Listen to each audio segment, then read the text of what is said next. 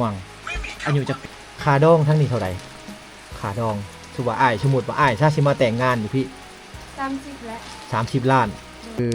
น้องอยู่บ้านยังพันธะแดงอันนี้เขาห้องบ้านผาแดงบ่เออ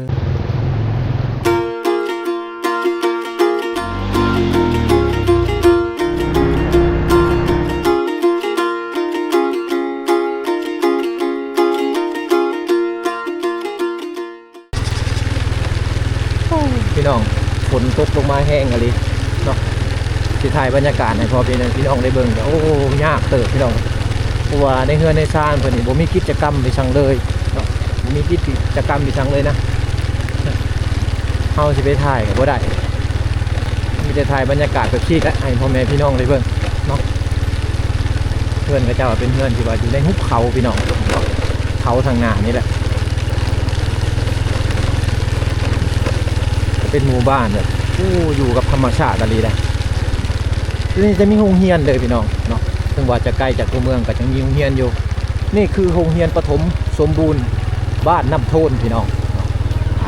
เป็นโรงเรียนที่ว่ามันคงเติบแต่ว่าช่วงนี้นักเรียนเขาจะพักโรงเรียนและพักเรียนนะพักเที่ยงพี่น้องบ่ได้มาสอนนะเนาะนี่คือห้องพักครูอาจารย์อยู่ใกล้ๆนี่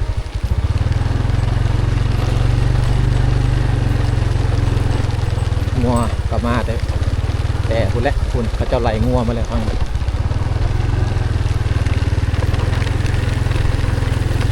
โอ้ฝนตกลินเลย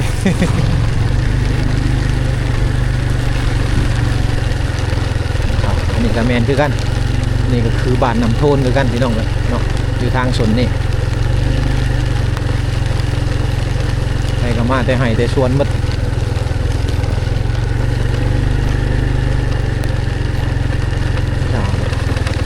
โอ้กำมือพี่สบายดี สบายดีผู้สาว ไอสัมภาษณ์แน่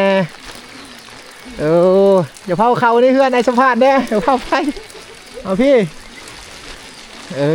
สบายดีบันชวนไอสัมภาษณ์แน่อันนี้คือผู้สาวบ้านน้ำโทนพี่น้องปีหน้ามาหาอ้ายเนี่ยกว่าเห็นว่ากระได ปีหน้ามาพี่อ้ายกอง จุ๊เจ้าอยู่บ้านน้ำโทนนี่บ่จุ๊เจ้าอยู่บ้านน้ำโทนนี่บ่พากันอยู่บ้านน้ำโทนพี่น้องบ่ได้ไปให้ไปชวนเนาะ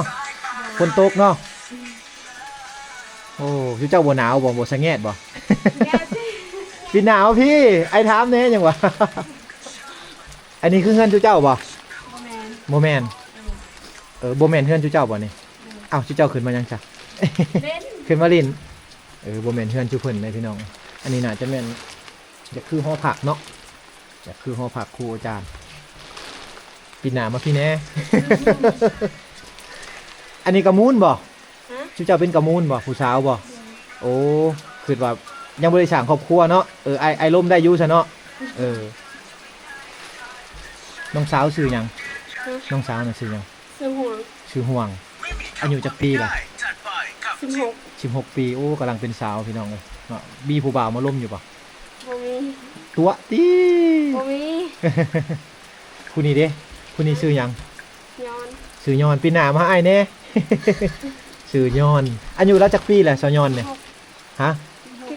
16 ปีพากันอยู่พี่เนาะบ่ได้ออกไปลิ่นในเมืองบ่มักเนาะมักไปลิ่นในเมืองอยู่บ่แต่บ่มีเงินสาวบ้านน้ำโทนพี่น้องป้าทางหน้าฝนตกแห้งขนาดเลยยังบ่มีผู้บ่าวมาลมยังโสดเนาะโสดอ้อแม่นบ่ตัวตี้ไอ้วะจักว่ามีผู้บ่าวหรือบ่จักจังได๋เพิ่นว่าอ้ายมาถ่ายจังซี่นี่ผู้บ่าวบ่ให้ดิ ออกมาเพิ่นว่าผู้บ่าวให้เอาเลี้ยวตายแล้วโอ้กำลังเฮ็ดหยังลิ้นต่อลิ้น TikTok เอามีสัญญาณโทรศัพท์บ่อยู่นี่บ่มีชื่อเจ้าลิ้นได้ซะถ่ายรูปถ่ายรูปซื่อๆให้น้องถ่ายให้เอาถ่ายรูปถ่ายเลย พากันอายทางนี่16 ปีนี่เป็นสาวได้พี่น้องแม่นบ่ประมาณจักปีไอขออนุญาตถามเนี่ย ประมาณจักปีทางนี้เขาสร้างครอบครัว เขามีผัวมีหยังนะ 18และ 18แม่นบ่โอ้18 ปี ประมาณไอ้ถามอีกอันหนึงค่าดองทั้งนี้เท่าไหร่ค่าดองสมมุติว่าอ้ายสมมุติว่าอ้ายถ้าสิมาแต่งงานอยู่พี่ 30และ 30 ล้าน โดย โอ้มีเงินแล้วมีหยังอีก มีแต่เงินน่ะบ่ มีแต่เงินและ โอ้มีแต่เงินปงหมดเลยบ่ อ่ะพี่น้องนี่คือถามหยอกน้องเพิ่นแต่ว่าฮีดคองเพิ่นก็แบบนี้แหละเนาะถ้าว่าจะมาสร้างครอบครัวอยู่ทางทางเขตนี้ต้องมีเงินประมาณ30 ล้านเพื่อว่าจะมาสู่ขอแต่งงานเนาะสู่ขอแต่งงานเอาสาวบ้านนี่ได้คือบ้านนำโทนนั่นเองเนาะหรือว่าอยากมาสู่ขอน้องเพิ่นนี่ก็ได้ เว้าหยอก หยอกจากแก้วบ่จากแก้วตอนเช้าขนมกินขนม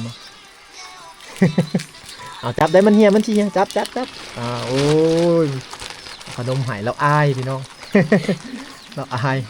สิไปใช้บ่ได้ได้นี่ค่าอยู่นี่ได้นี่ปกติแลนอึ้นเลยได้นี่เห็นบ่ปกตินี่แลนปุ๊บไปเลยเอ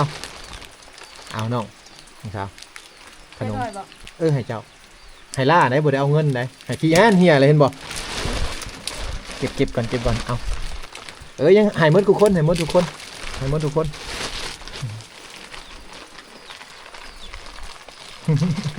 พากันอายกล้องพี่น้องสาวบ้านนำโทนอายแห้งอะไรได้นี่ เจ้า ใคร อยู่ แม่น บ้านไหน อายอยู่สวรรค์เขตอยู่พุ่นแหละอยู่ในเมืองผมมาพี่มาเที่ยวเอาให้เจ้าอันมาแม่ผู้นะผู้แสดงโอ้ยปันเลยน้องสาวบ่นี่นะ โดย น้องสาวเว้ากันเป็นไอ้น้องกันบ่นี่หรือว่าหมู่คู่กันนี่ เป็นหมู่กัน เป็นหมู่กันหรือว่าเป็นคิดว่าเป็นพี่น้องกันอันหมู่กันเนาะเอาไอไปก่อนเด้อ โดย แนมเบิ่งกล้องไอ้นี่กว่าหน่อยหนึง แนมเบิ่งกล้องไอ้นี่น้อยหนึงก่อนไอสิไปกัน บ๊ายบายไปก่อนเด้อ โดย น้องๆเพิ่นอายพี่น้องเลยไปก่อนพี่น้องเนาะบ๊ายบายเด้อไปก่อนบ๊ายบาย ผู้น้อยๆนี่กล้าแสดงออก เอาเดินทางกันต่อพี่น้องเลยเนาะมาแวะเห็นน้องๆเพิ่นกำลังถ่ายรูปอยู่ก็เลยว่ามาแวะมาพักมาล่มหน่อยหนึงพี่น้องเนาะอันนี้ก็คือสาวบ้านนำโทนพี่น้องเลยคือบ่โนดสอบถามมื้อนั่นแหละถ้าว่าไผอยากมาสร้างครอบครัวอยู่นี่ต้องถึงเงินประมาณ30 ล้านนะ บ่มีควายบ่มีงัวบ่มีคำเนาะมีแต่มาเฮ็ดฮีดทางเพิ่นมีแต่หมูกับไก่พี่น้องเท่านั้นกับเงิน30 ล้านก็มาแต่งดองกับเพิ่นแล้วเพิ่นก็ไปอยู่นำผัวเพิ่นแหละบัดนี้เพิ่นบ่ได้อยู่บ้านได้ทางเขตนี้ถ้าว่าแต่งงานแล้วเขาจะไปอยู่นำผัวเนาะผัวพาไปอยู่ไสก็ไปพี่น้องเอ้ย บ้านส่วนสบายดีแม่นสบายดีมาถึงไหนเจ้าน่ะ มาแต่เชียงไฮ้ มาแต่ให้บ่ หาอยู่หากิน เออ โอ้เยิ้งบ่ให้นะ ยืมไว้ จ่าแก้วก่อนไหมสิไปใส่จ่าแก้วก่อนกินขนมก่อนพาไปใส่เงินอยู่น้ำโทนนี่บ่เจ้า น้ำพุนี่ เอาเพิ่นมาแต่ให้พี่น้องเลยพอเพิ่นก็มาแต่ชวนแต่ให้โอ้มันเฮียขอโทษหลายๆ ไปเลยว่าฟ้าวเนาะฟ้าวเพิ่นฟ้าวพุ่นเฮือนดังได้เฮือนเจ้าโอ้อยู่ใกล้ๆนี้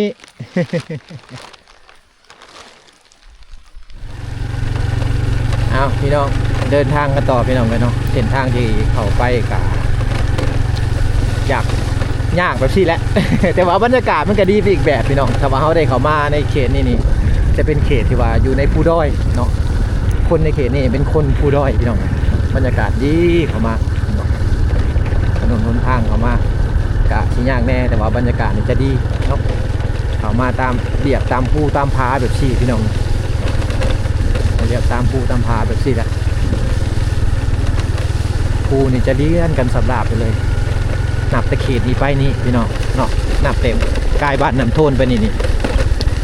บรรยากาศมันจะเป็นอีกแบบหนึ่งได้ฝนจะลิ้นตลอดอยู่วังนี้นะเพราะว่ามันใกล้เวียดนามวังโบโนดอยู่นี่5เวียดนามนี่ประม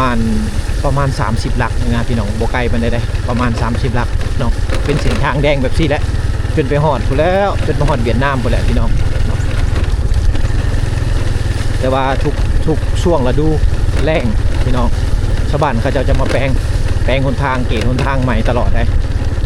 เนาะเห็นบอกสภาพถนนหนทางอยู่ในเขตนี้มันก็จะดีแน่เนาะแต่ช่วงนี้ก็ จะมีบ่อแห่บ่อค่ำเนี่ยพี่น้องเนาะเขามาเฮ็ดเปิดบริษัทอยู่ในนี้ก็เลยว่าเฮ็ดในหนทางนี่พี่แต่บ่อค่ำมาแล้วเป็นผู้ที่ว่าแปลงทางให้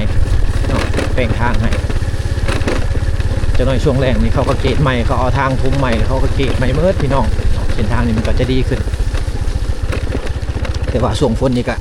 พากันขี่ไปก่อนพี่น้องเพราะว่านี่ก็คือถ่ายฝนต้นหนาวแล้วเนาะนี่ก็คือถ่ายฝนต้นหนาวแล้วก็เลยว่าอีกอย่างน้อยเพิ่นก็คือจะแปลงทางให้พี่น้องเลยเนาะหรือว่าเกตทางให้